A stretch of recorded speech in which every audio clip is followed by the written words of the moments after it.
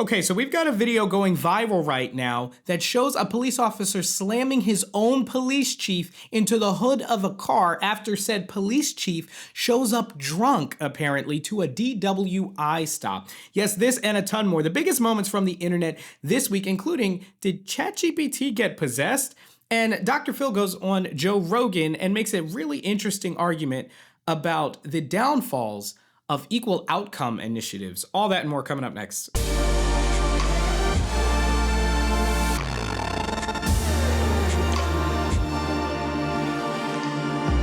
All right, so I want to start off with this video going viral right now on YouTube, posted by the New York Post, that shows a police officer attacking his own police chief.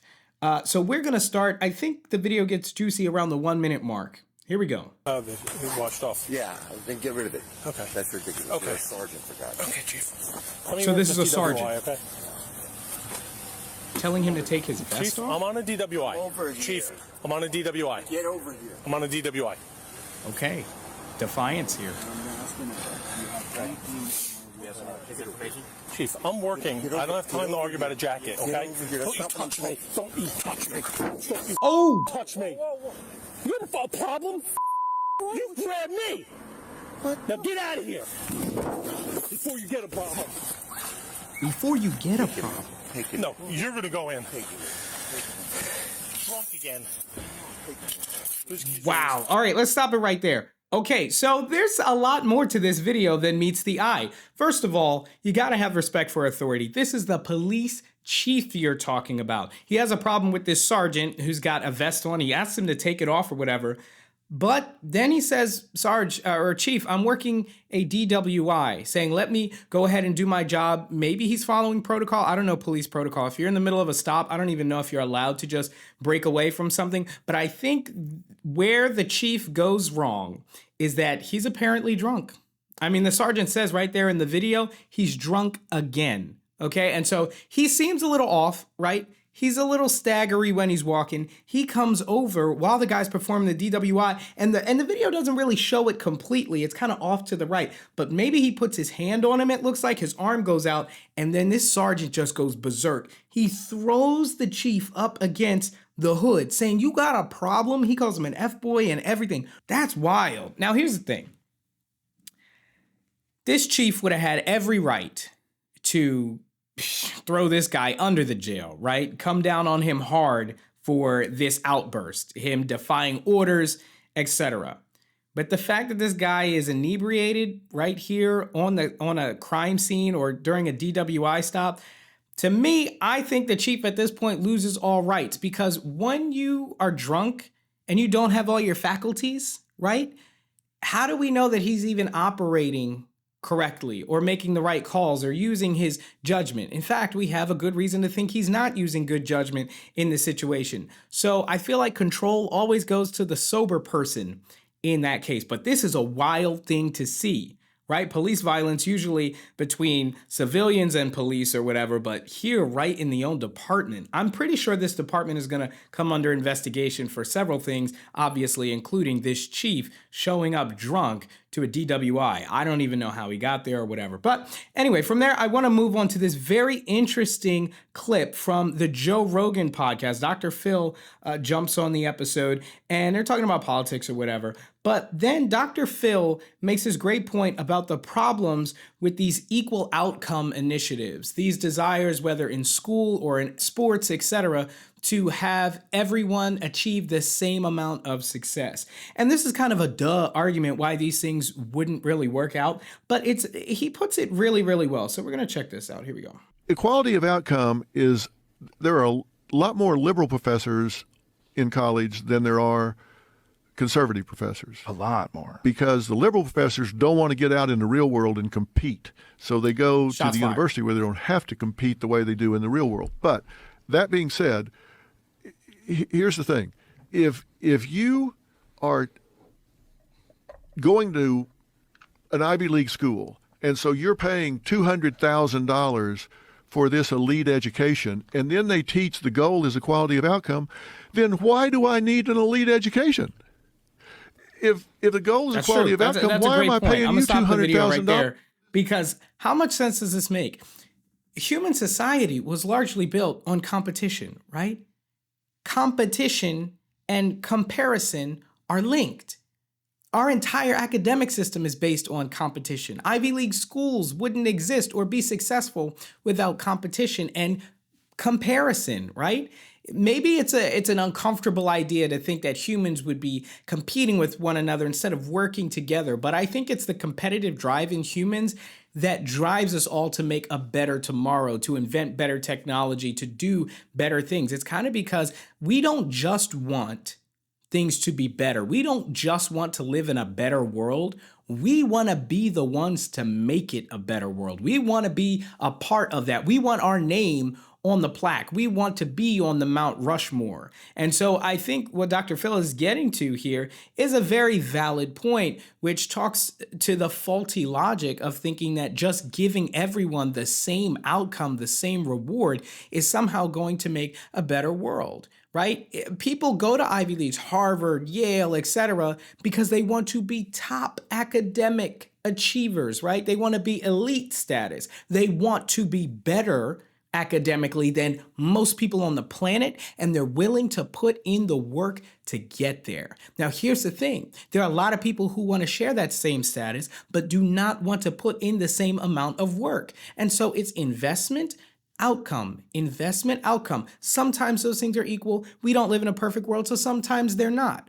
But I'll tell you what, Dr. Phil says later in this podcast, why not just sit on the couch and eat potatoes? Why not get the beanbag chair and eat the Cheetos if I'm going to get the same Harvard or Yale degree that somebody who's working hard and busting their chops to go and achieve?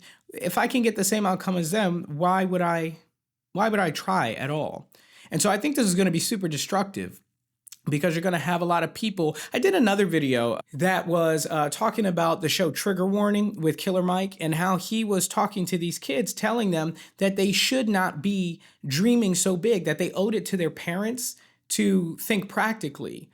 But that's the opposite of what we need to do, because it's our parents' thinking and actions or lack thereof that has led to the situation that these kids have inherited. And so it's going to take their ideas, their big dreams, etc., in order to help move the world forward and get us out of those kind of situations. We need big thinkers, big dreamers. And if these people are unmotivated, okay, because that's what dreamers need, they need motivation to do these great things. But if they're unmotivated because everybody gets the same reward, you're going to see a lack of production, a lack of innovation, a lack of creativity, etc. And so Dr. Phil is right on point here. But of course, I always want to know what you guys think. So let me know down in the comments below your reaction to this. Now, from there, I want to talk about ChatGPT, which went haywire and started spitting out absurdities earlier this week. I'm going to read this article. It's from The Independent. It says ChatGPT has a meltdown and starts sending alarming messages to users. This was also going viral on, well, X, formerly known as Twitter. So in one example, shared a Reddit user, a user had been talking about jazz albums and listening to vinyl. Its answers soon devolved into shouting happy listening at the user and talking nonsense, okay? Others found that asking simple questions such as, what is a computer, generated paragraphs like this, quote, it does this as the good work of a web of art for the country, a mouse of science, an easy draw, mouse of science, an easy draw of a sad few, and finally the global house of art, just in one job, in the total rest. That was completely incoherent. Now, do I think this stuff is really demonic in origin?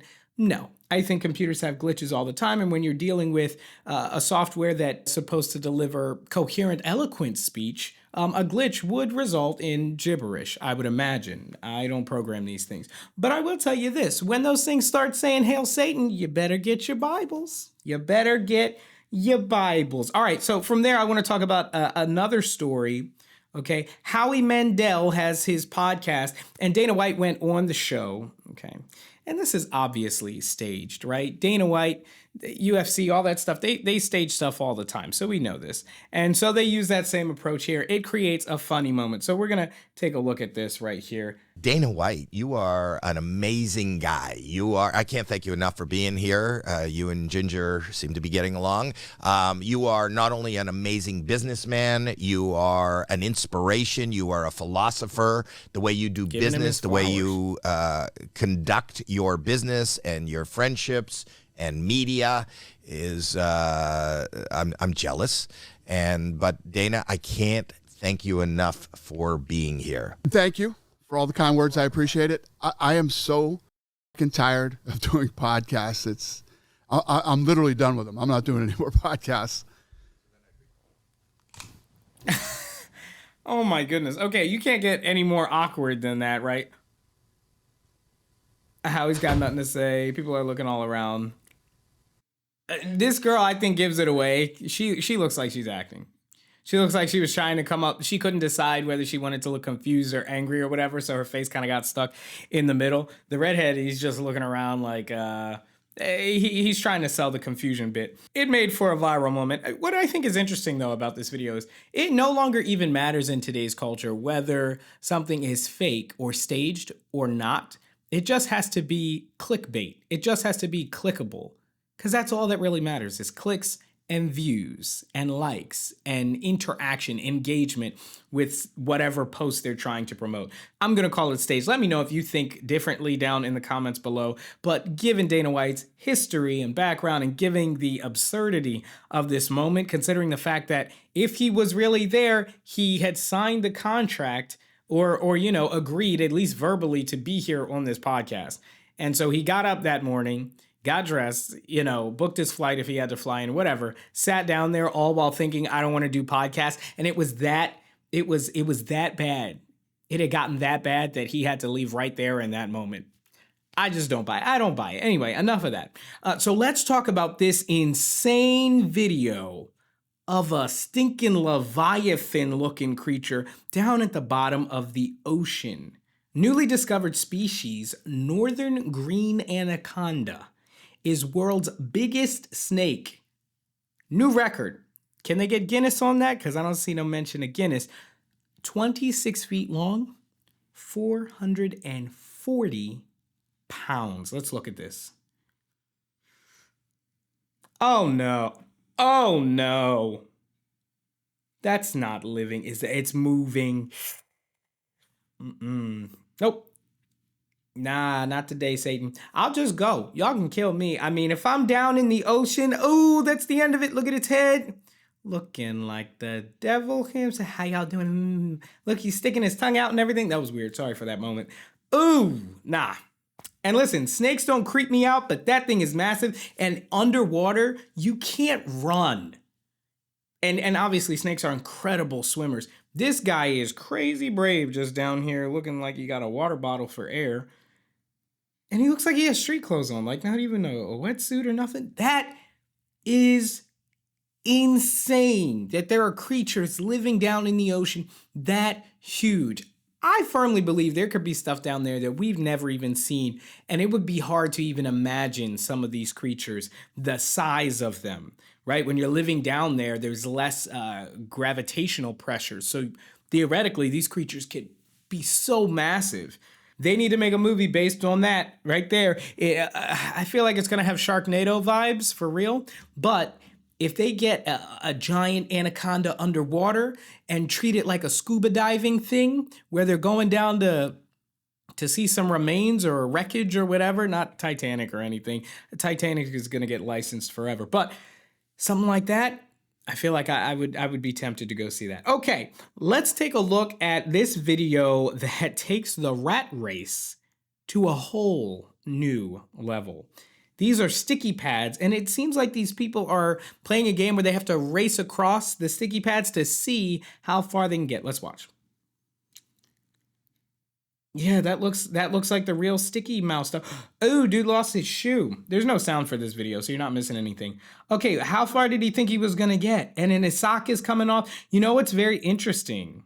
They have these suits on.